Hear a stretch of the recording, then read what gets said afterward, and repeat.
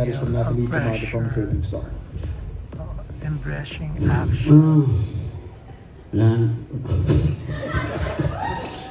Hindi, ano lang, wala naman silang binibigay na pressure sa akin. So, wala rin naman akong nararamdaman na kaba o ano na kung ano dahil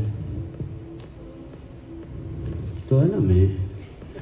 I'm just doing my best, you know. So, kung anong kalabasan nun, that's it, you know. Kung ano man, basta I'm doing my best and I'm proud sa mga nagagawa naming lahat as a group. Sa trailer pa lang, I'm excited. Parang excited na ako pakita rin sa airpod ko to. Parang panis siya sa akin.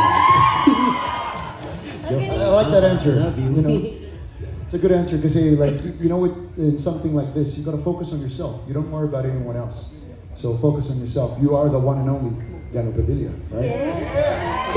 Yeah, saka iba-iba naman ang timpla namin. Ano? I mean, magaling si Tito Robby, mahusay. Siyempre, di ba? Ang tatay ko nandun din, ang mga tito ko. Pero iba-iba rin kami ng timpla. Tingnan natin kung ano naman ang may offer ko.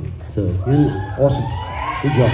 Such a humble answer, di ba? At saka ang ganda, ang nakuha ko dun sa sagot niya, imbes na pressure, may pride. Yung proud siyang, excited siyang ipakita na sa tatay niya, pero imbes na nape-pressure siya, parang excited siya na ipakita. So that's always good news, at excited na rin tayong lahat.